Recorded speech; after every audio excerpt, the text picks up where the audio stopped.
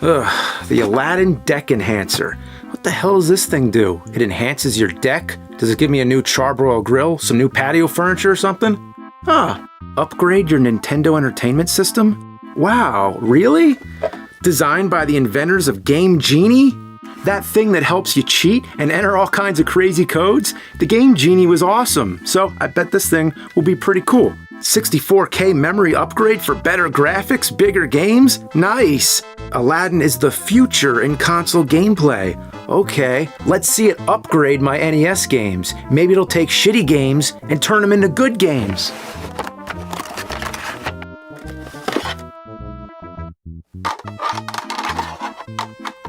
Huh?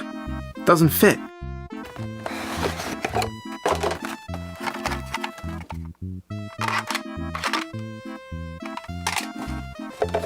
Oh, I see. It has its own special cartridges. Look at that extensive library of 6 games. First, let's start with the pack-in game, Dizzy the Adventurer. So the first thing you gotta do, you take the cartridge, you insert it into the enhancer like this. Yeah, that is just, something about that is just so satisfying, you know? That's some good cartridge insertion there. All right, let's get on with the game.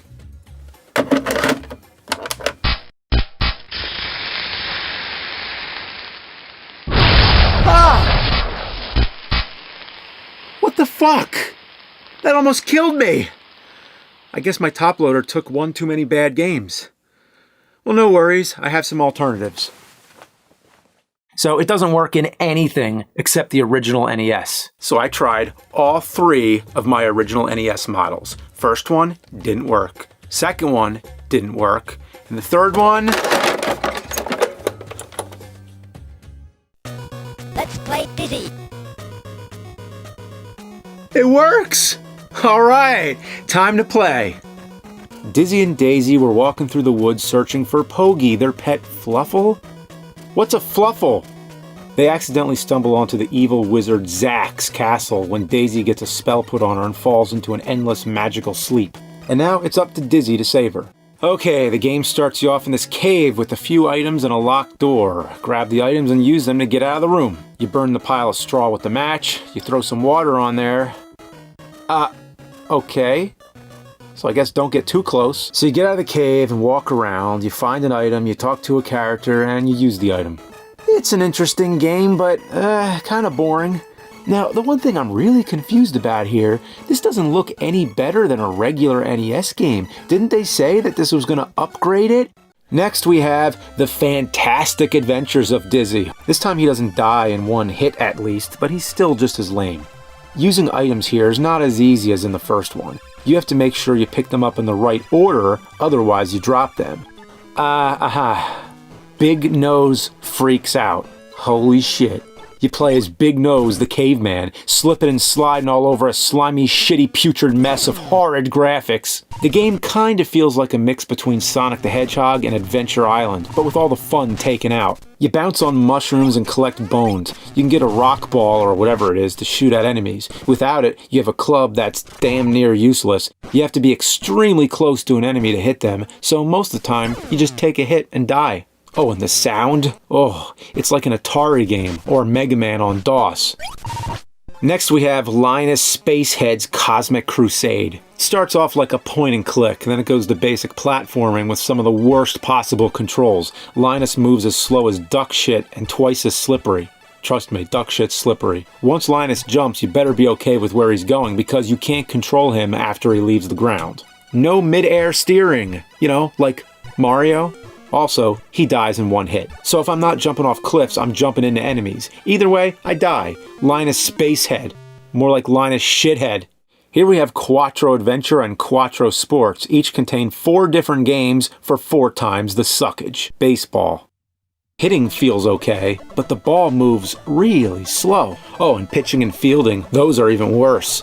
I can't figure out how to throw different pitches, and the players on the field take forever to get to the ball. They just casually stroll around like they don't give a shit. Yeah, my advice, if you're a baseball fan, play any other NES baseball game. Any of them.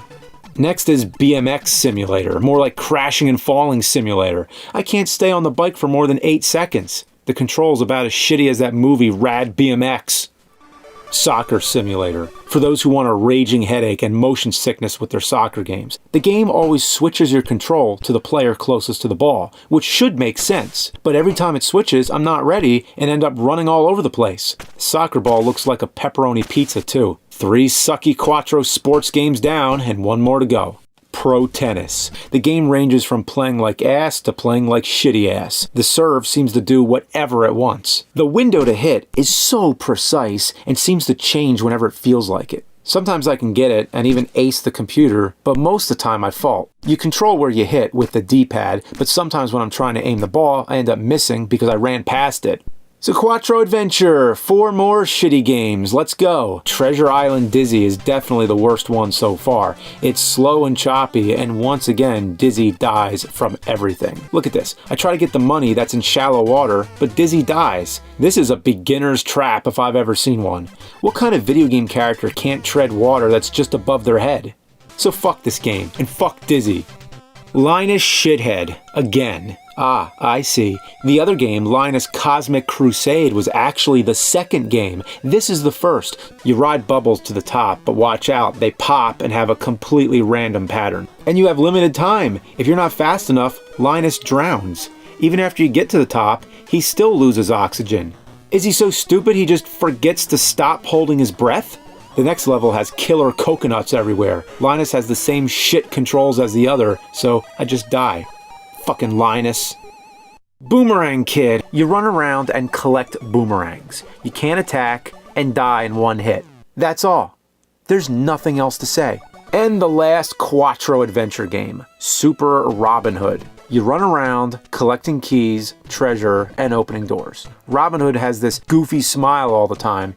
It's slow and monotonous, like every other game so far. One funny thing though, when you die, you explode into hearts. Robin Hood explodes into hearts. Yeah. Well, all these Aladdin games have sucked so far, but I'm hoping I save the best for last. Micro Machines. Micro Machines is a decent deviation from the dismal and disgusting digest of the Aladdin Deck Enhancer, reminiscent of other racing romps resembling RC Pro-Am and Super Off-Road. It's a radical, righteous, recreational racing regalement brought to you by the Great and Grand Gloob. Race your minuscule mechanisms on a myriad of marvelous micro-marathons. Choose from a cavalcade of creative and compelling characters and collected crowd congregation of conveyances to put in your car carrier. All in all, an acceptable adequate addition to the American anthology of Nintendo Associated Amusements. But there's one little problem. This game seems very familiar. I know I've played it before, but not on the Deck Enhancer. I'm pretty sure I own this on NES.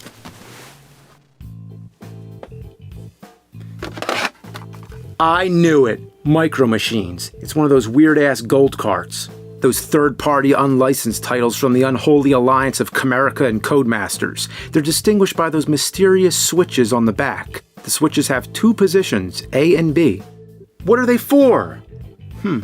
Position B. Only use this position if the game does not work with position A. I guess this really confused the shit out of any kids unfortunate enough to own one of these fecal frisbees. But the real purpose was to bypass the NES lockout chip, which worked differently depending on which model NES you're using, hence the need for the switch. They could have just said, to hack the lockout chip, use A or B. Psst, don't tell Nintendo. But the games can't be exactly the same, right?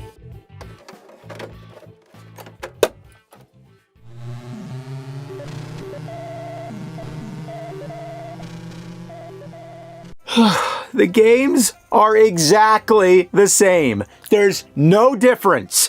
The Deck Enhancer is an add-on that adds nothing. They sold you the same games with some assembly required. Actually, there was some purpose. Theoretically, it was meant to reduce costs. The Deck Enhancer contains most of the necessary chips that make a regular NES game work, so the Aladdin games could be smaller and cheaper. The mentality was that you'd invest in a Deck Enhancer and then build up your collection for a low price.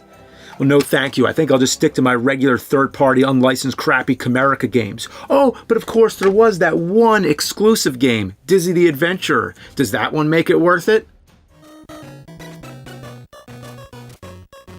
No, it doesn't. That box is a prime example of false advertising. Why does the box say Aladdin is the future in console gameplay? The Sega Genesis and Super Nintendo were already out. This thing had no future at all. All the coming soon games were canceled, and Comerica went out of business right after this thing was released.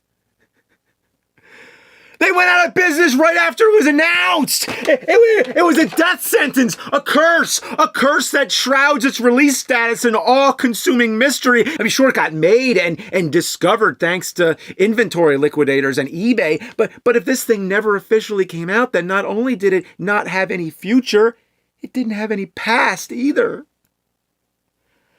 How am I supposed to take you back to the past when there is no fucking past?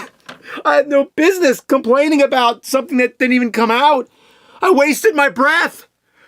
Why did I have to find this thing? I might as well just be digging into the devil's asshole.